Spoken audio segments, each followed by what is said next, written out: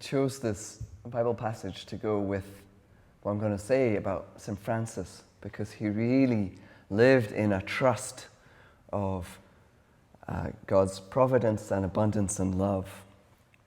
I stumbled across St. Francis through song. When I lived in the Abbey on the island of Iona, we had a shop, and in the shop they had these little prayer cards. On one of the prayer cards was the prayer of St. Francis. And I was like, oh, I know that guy. He hangs out in old ladies' gardens. He's the bird bath saint. And I picked up these words, Lord, make me a channel of your peace. And I loved the prayer. So I set it to music. And that opened up a whole world within me. And now I am pretty much a follower of St. Francis. So let me sing you the song and then tell you a little bit about him.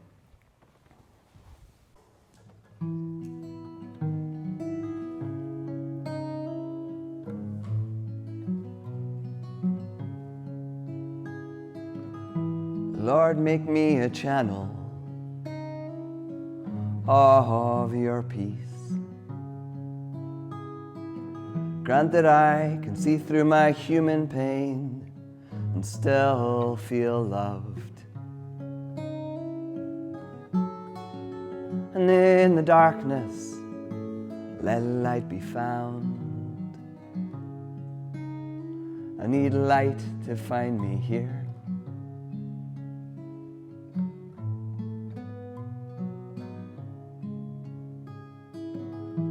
Lord, make me a channel of your peace. We all need to learn to forgive a few more 100 times. Melt our hatred and let love take root in our hearts.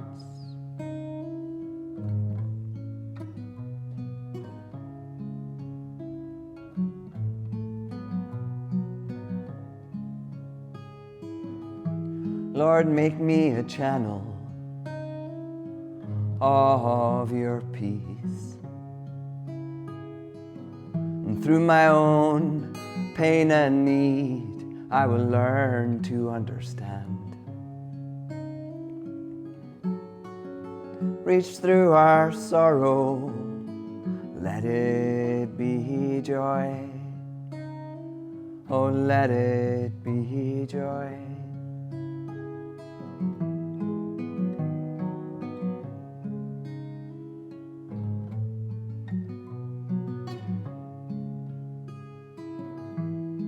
Make me a channel of peace in my life.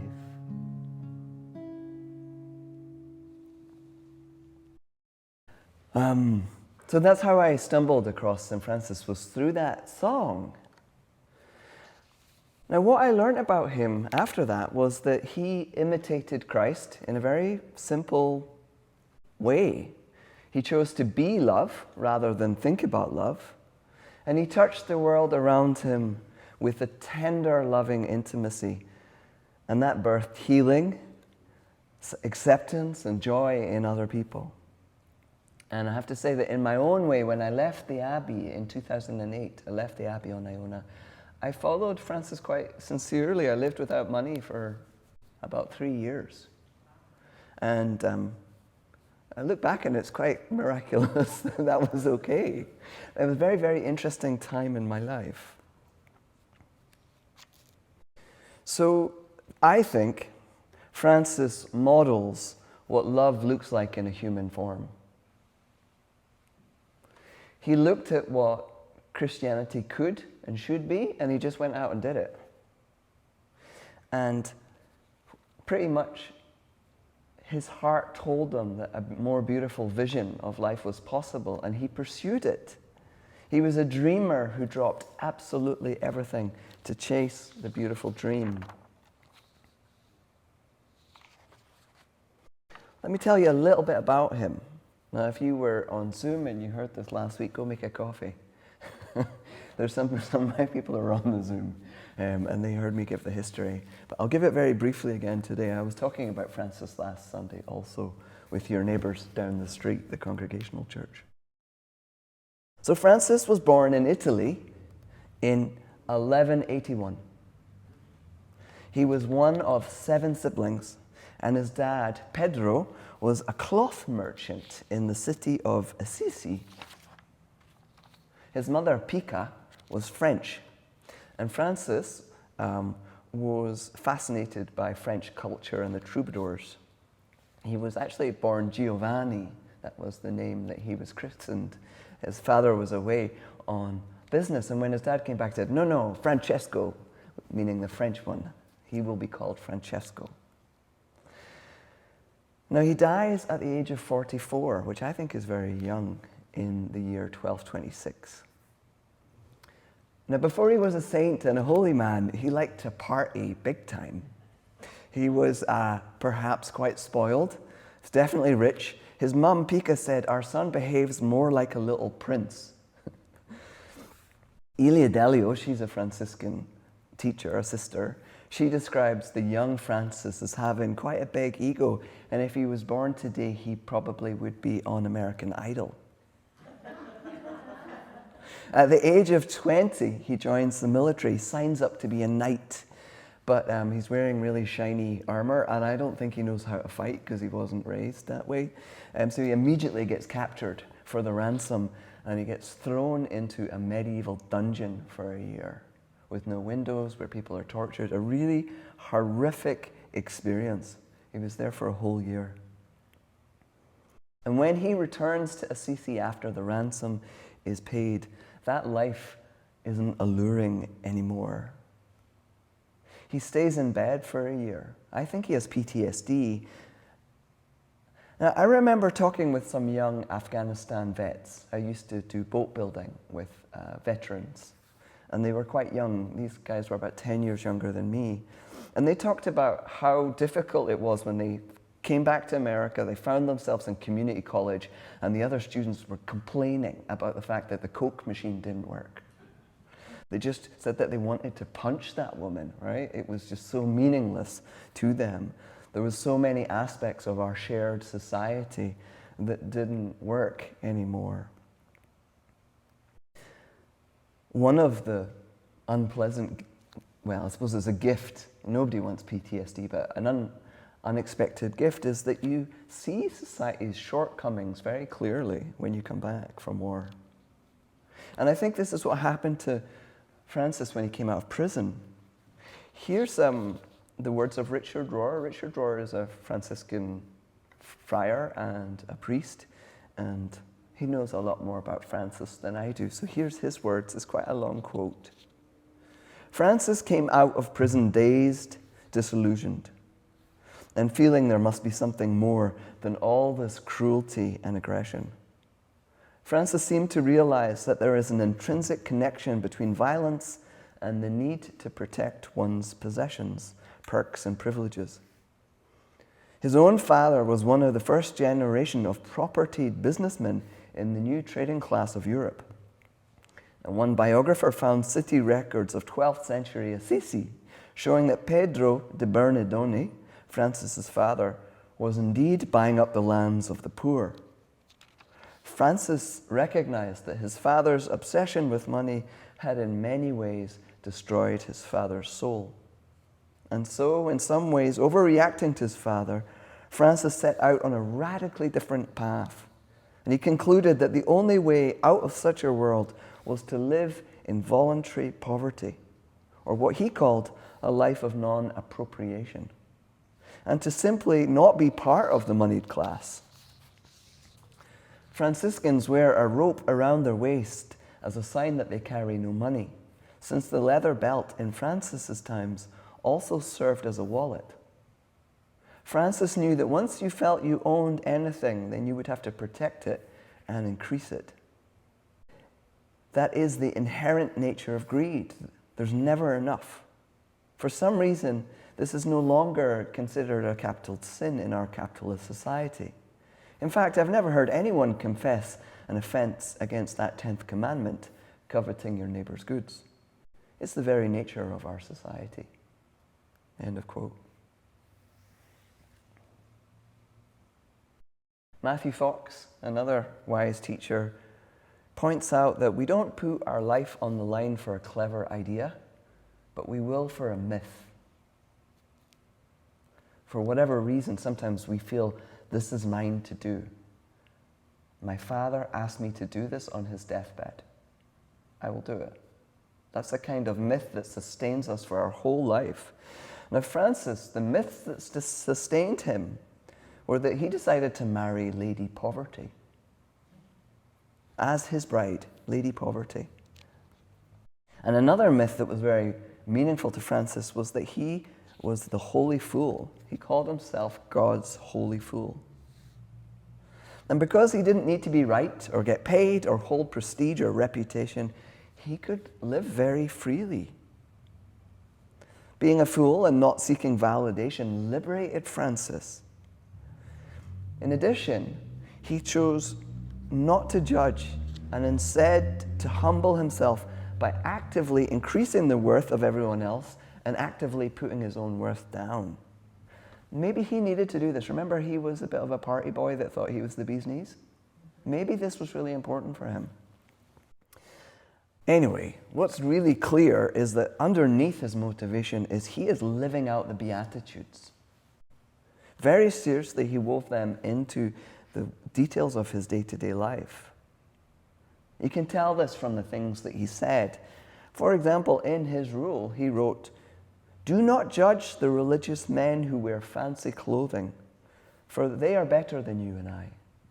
Now, religious corruption was rife at this time. And he says, do not judge those corrupt leaders who wear fancy clothing, for they are better than you and I. Francis followed the instruction to give everything away to the poor and follow Jesus.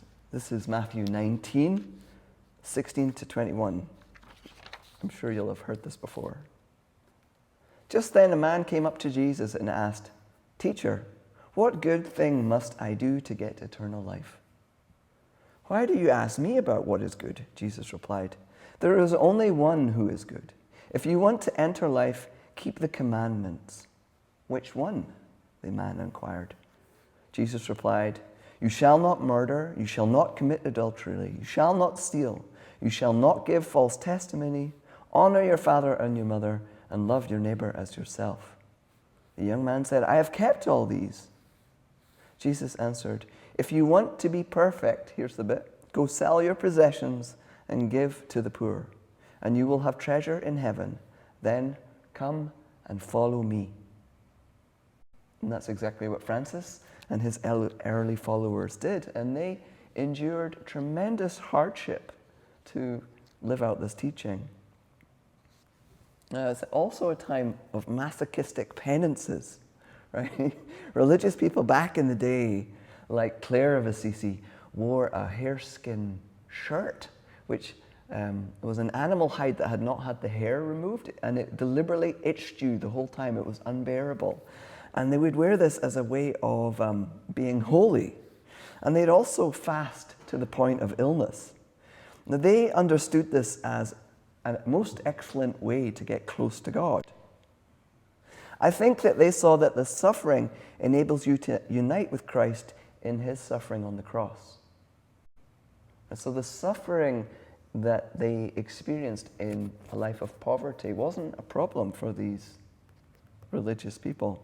Nowadays, we have a different concept of Christ, more cosmic. And the way that we understand Christ on the cross is quite different.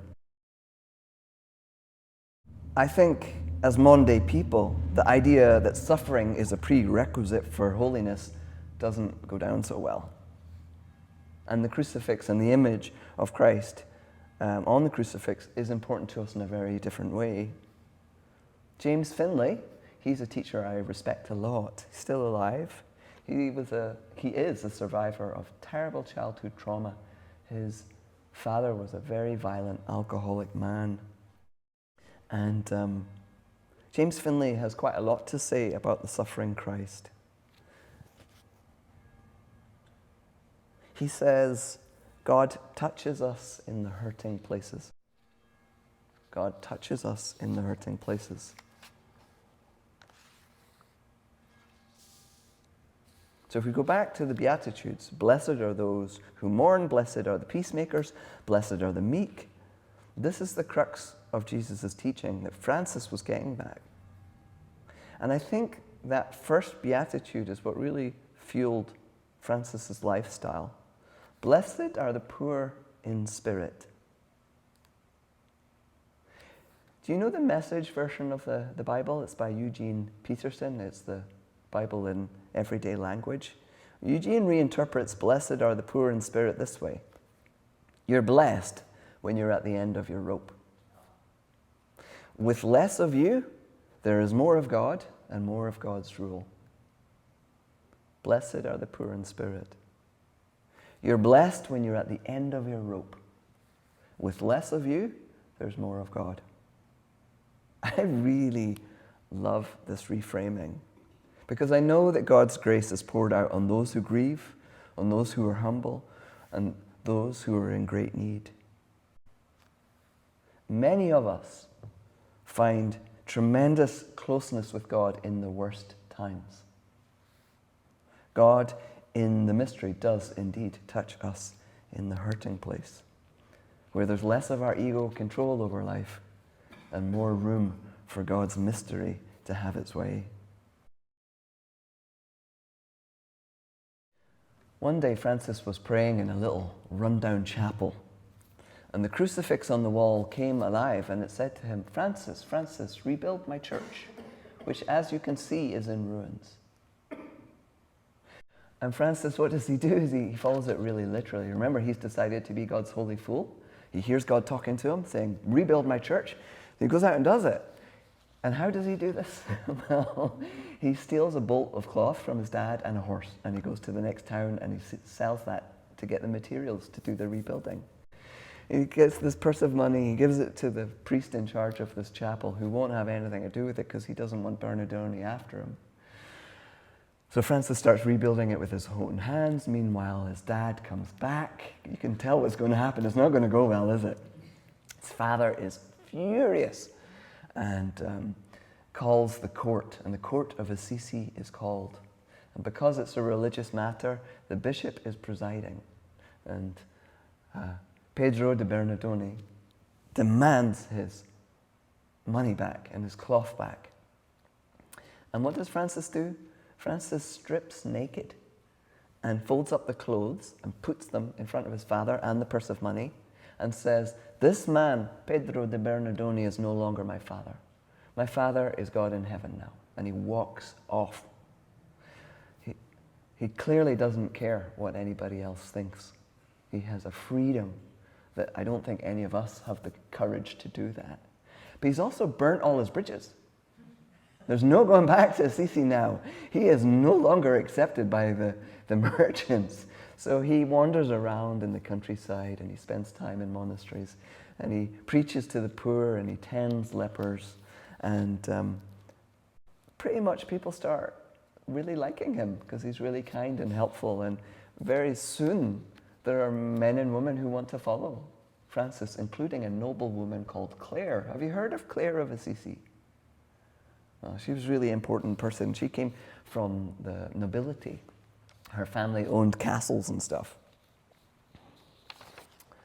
I'm wandering off my notes. That's dangerous because you want to go home. Here is a quote from long, long ago. The Bishop of Assisi once said to St. Francis, I think your life is too hard, it's too rough. You don't possess anything in the world.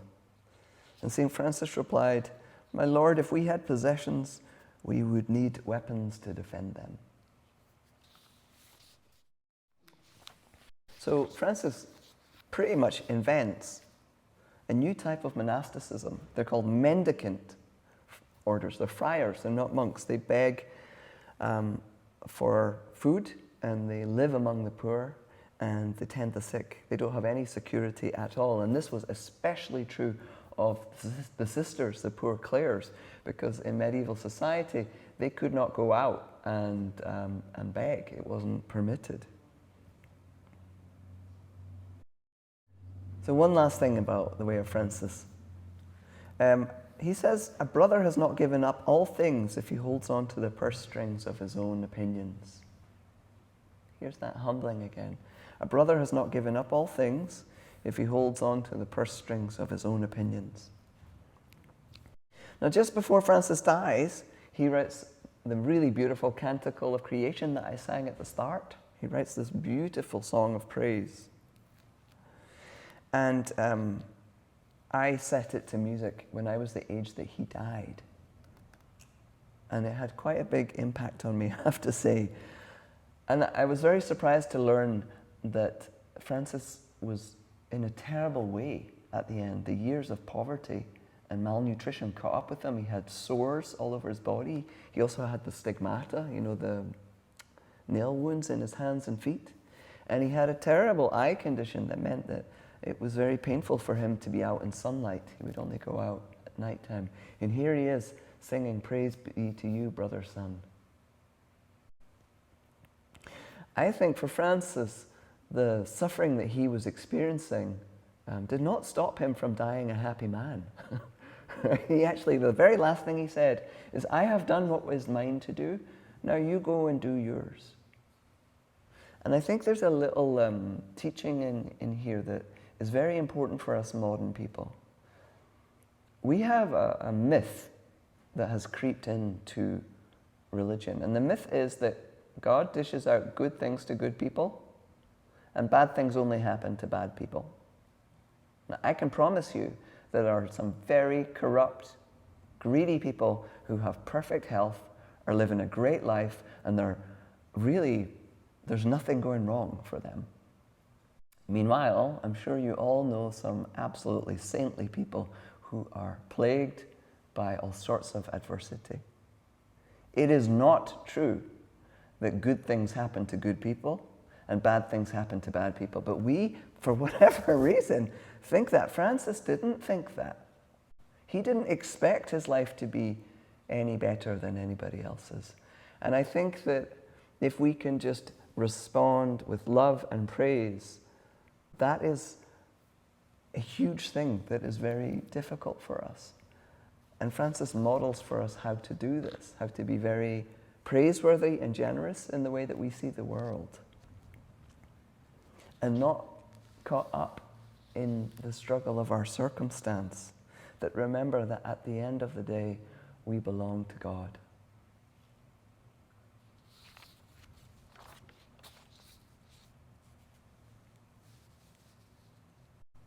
Francis had something that people craved, and we still crave it: a closeness with God and the ability to access joy and beauty amidst all the cruelty and suffering. He said, "Speak the gospel at all times. If necessary, use words." He very literally imitated Christ. And the way that he treated other people, whether it was animals or children or you and me, was very special. And I think Mary Davis puts it this way really well. Treat others as if they are already the shining light that they are capable of becoming. Treat others as if they already are the shining light that they are capable of becoming. Remember I said God's goodness is deeper than all that's wrong? What a beautiful kindness we offer to others when we see before they see the potential of who they might become. So Francis walked his talk as best as he could, and in doing so, he changed Christianity forever.